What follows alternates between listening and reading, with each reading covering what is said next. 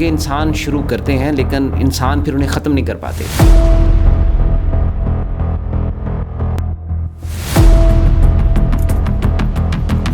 پہلی جنگ عظیم، دوسری جنگ عظیم نے دنیا کا نقشہ ہی بدل کے رکھ دیا۔ وہی قومیں آگے بڑھی ہیں جنہوں نے ثالثی کے ساتھ اپنے معاملات کو آگے بڑھایا۔ جنگ شروع ہوئی تو بھارت کا جو انڈیکس تھا وہ 15,000 پوائنٹ نیچے گر گیا۔ ایسا بھی حیا نہیں ہے، لوگ لائنوں میں لگے۔ آپ بہار کی جا کے صورتحال دیکھیں۔ السلام علیکم، میں ہوں اعظم ملک۔ اسلام آباد میں ایک ایسی بیٹھک سج رہی ہے جس کا دنیا بڑی شدت کے ساتھ انتظار کر رہی تھی۔ ایرانی وفود پہنچ چکے، امریکی وفود پہنچ چکے، اور ایسی تاریخ جو اس سے پہلے شاید لوہے انسانی نے کبھی نہیں دیکھی ہوگی۔ آپ نے دیکھا کہ جب دنیا کے اندر بڑی بڑی جنگیں ہوتی ہیں تو بڑی بڑی جو سپر پاورز جنگیں لڑ رہی ہوتی ہیں، تو جب جنگیں ان کے کنٹرول سے باہر ہو جاتی ہیں، کیونکہ کہا جاتا ہے کہ جنگیں انسان شروع کرتے ہیں لیکن انسان پھر انہیں ختم نہیں کر پاتے، اور یہی ہوا۔ آپ نے دیکھا پہلی جنگ عظیم، دوسری جنگ عظیم نے دنیا کا نقشہ ہی بدل کے رکھ دیا۔ دوسری جنگ عظیم میں یہ کہا جاتا تھا کہ برطانیہ کا سورج کبھی غروب نہیں ہوتا تھا، اور جب جنگ ختم ہوئی تو برطانیہ پنجاب جتنے ایک چھوٹے سے صوبے کے اندر کنورٹ ہو گیا، اور اس کا سورج ہمیشہ کے لیے غروب ہو گیا، اور دنیا نے ایک نئی سپر پاور کا دیدار کیا جس کا نام تھا امریکہ۔ اس جنگ کو ختم کرنے کے لیے امریکہ کو 2 اٹامک نیوکس جاپان کے اوپر پھینکنے پڑے۔ ہیروشیما اور ناگاساکی کو بالکل نیست و نابود کر دیا گیا۔ جنگیں اس طرح سے اختتام پذیر ہوتی ہیں، جنگیں اس طرح سے اختتام پذیر نہیں ہوتی جس طرح سے بھارتی گودی میڈیا یہ جس طرح کی چیزیں وہ مینج کر رہا ہے، یا جس طرح کی چیزیں وہ لے کر پاکستان کے اوپر چڑھ دوڑا ہے۔ ایسے نہیں ہوتا۔ دنیا کی تاریخ، دنیا کا اتہاس اس بات کا گواہ ہے کہ وہی قومیں آگے بڑھی ہیں جنہوں نے ثالثی کے ساتھ اپنے معاملات کو آگے بڑھایا۔ آپ نے دیکھا ہوگا کہ پاکستان نے جس طرح سے ابھی ہم بیٹھے یہ ڈسکس کر رہے تھے کہ جب یہ جنگ شروع ہوئی تو بھارت کا جو انڈیکس تھا وہ 15,000 پوائنٹ نیچے گر گیا۔ بھارت کے اندر LPG کے لیے لائنیں لگیں، ان کے بھٹورے چھولے کھانے والا کوئی بندہ نہیں تھا، لوگ لائنوں میں لگے۔ آپ بہار کی جا کے صورتحال دیکھیں، آپ انڈیا کی صورتحال دیکھیں، آپ اپنے میڈیا کا ایک دفعہ آپ اس کا انالیسس تو کریں، آپ کر کیا رہے ہیں؟ آپ سمجھ رہے ہیں یہ کیا ہو رہا ہے؟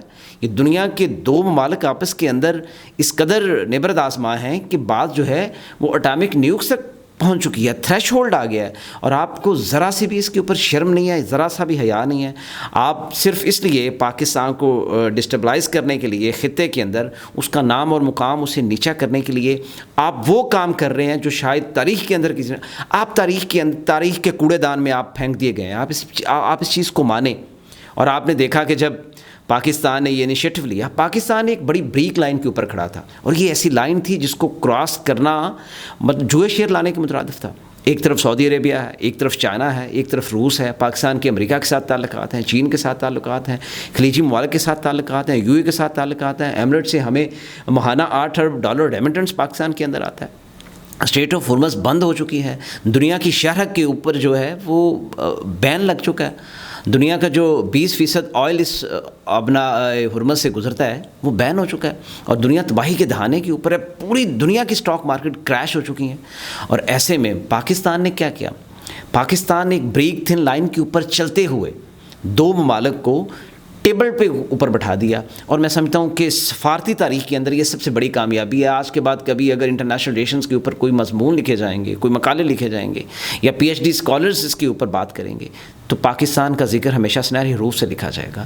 آپ ذرا یہ دیکھیں کہ جیسے میں نے پہلے کہا کہ بھارتی میڈیا کے چینلز کے اوپر جو اینکرز بیٹھے ہوئے ہیں، عجیب مسخرے آپ لوگوں نے بٹھائے ہوئے ہیں، آپ کو ذرا سے بھی پرواہ نہیں ہے آپ کیا بات کر رہے ہیں۔ آپ کبھی کہتے ہیں ایرانی وفد یہاں پر نہیں پہنچے گا، پھر آپ کہتے ہیں کہ جی امریکی وفد جو ہے JD وینس کی سربراہی میں وہ یہاں پر نہیں پہنچے گا۔ آپ کے سامنے ہے، آپ نے دیکھا ہے اسلام آباد کے اندر، آپ نے دیکھا ہے ہم نے دنیا کے 2 ممالک کو ٹیبل کے اوپر بٹھا دیا۔ یہی ثالثی ہوتی ہے، یہی دنیا کی تاریخ کے اندر ایک لمحہ ہوتا ہے جب آپ ایک انیشیٹو لیتے ہیں اور اس انیشیٹو کو دنیا یاد کرتی ہے۔ ہمیں یاد ہے ہم یورپ کے اندر کئی ممالک کا سفر کرتے تھے، تو یورپ کے کئی چھوٹے چھوٹے ایسے ملک تھے جن کو پاکستان کا پتہ ہی نہیں تھا کہ پاکستان بھی کوئی ملک ہے۔ آج آپ دیکھیں دنیا کے 210 ملکوں میں 207 ملک اگر کسی ایک ملک کا ذکر کر رہے ہیں تو اس کا نام پاکستان ہے، کیونکہ دنیا کی سپر پاور امریکہ، اس کا نائب صدر JD وینس، اور ایران ایک دنیا کی سب سے قدیم 5000 سال پرانی تہذیب اسلام آباد کو دامن کے پہ بیٹھی ہے۔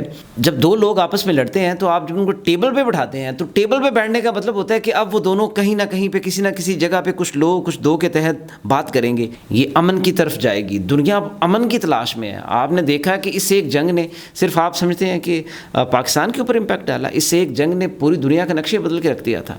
ایک طرف سپر پاور تھی, آپ کو پتہ ہے پریزیڈنٹ ٹرمپ جس قسم کے ان کے ٹویٹس آ رہے تھے, جس قسم کی وہ باتیں چل رہی تھی, اور وہ کہا جا رہا تھا کہ شاید جس دن ان کا آخری ٹویٹ آیا کہ ایک تہذیب کو ختم کر دیا جائے گا, اس کے بعد کون تھا جو انیشیٹو لیتا؟ کیا بھارت؟ آپ نے انیشیٹو لیا.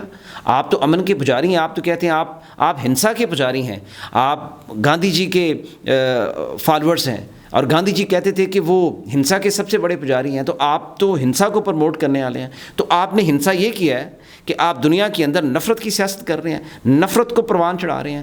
آپ نفرت کی وجہ سے, صرف اس وجہ سے کہ پاکستان آپ کا نیبر ہے اور آپ کو وہ حق نہیں ملا جس کا آپ کبھی کہتے تھے کہ جی ہم دنیا کے امن کے لیے بات کرتے ہیں. دیکھیں, ہم ہیں پاکستانی ہیں جنہوں نے اس دہشت گردی کی جنگ میں 1.5 لاکھ سے زائد قربانیاں دی ہیں. ہم نے دنیا کو بتایا کہ ہم سب سے زیادہ دہشت گردی کا شکار ہیں.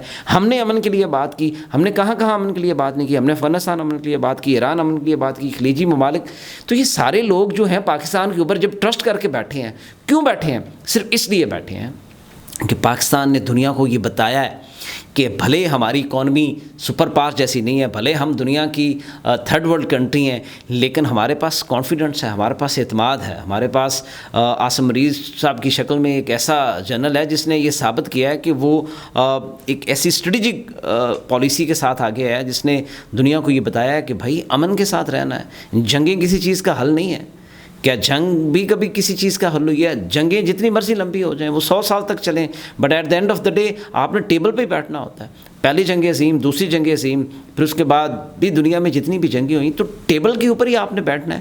مجھے سمجھ نہیں آتی بھارت کے اس میڈیا کی, یہ کیسا میڈیا ہے کہ آپ ایک ایکس یو ایس ڈپلومیٹ کو یہ کہہ رہے ہیں کہ جی جے ڈی وینس کی تو وہاں پہ سیکیورٹی خطرے میں ہے, اور انہوں نے آپ کو شٹ اپ کال دی ہے. آپ مطلب کس قسم کے مسخرے آپ نے بٹھائے ہوئے ہیں؟ یہ کون سا میڈیا ہے؟ آپ کہاں سے لے کے آتے ہیں؟ اتنی نفرت آپ کے اندر آئی کہاں سے ہے؟ مجھے تو اس چیز کی سمجھ نہیں آتی. آپ لوگ اندھے ہو گئے ہیں صرف اس لیے چونکہ آپ کا جو پرائم منسٹر تھا اس کو نہ تو بولنا آتا ہے, نہ اس کو بات کرنی آتی ہے, اور آپ ہمیں بات کرتے ہیں. ہم تو پنجابی ہیں, ہم تو ابھی بڑے مہذب, چونکہ دنیا نے ہمیں مانا ہے, ہماری ثالثی کو مانا ہے. ہم تو دنیا کے دنیا کے ارینا کے اوپر اب ثالثی کروا رہے ہیں. ہم مذاکرات کی میز پہ 2 لوگوں کو بٹھا دیا ہے جو دونوں لڑ رہے تھے. ہم نے تو دنیا کے ارینا میں اپنے آپ کو منوایا ہے, اور آپ نے کیا کیا ہے؟ ہمیں آپ سے زیادہ گالیاں آتی ہیں, ہم پنجابی ہیں اور بڑی اچھی آتی ہیں. اور خیر ہم نے آپ کو کیا گالیاں دینی ہیں؟ آپ کو پوری دنیا گالیاں دے رہی ہے. آپ کو آپ کا اپنا جو پڑھے لکھے کمیونٹی ہے وہ گالیاں دے رہی ہے. تو ناظرین, یہ چھوٹی چھوٹی چیزیں تھیں بھارتی میڈیا کے اوپر, پھر اس کے اوپر بات کریں گے. شکریہ.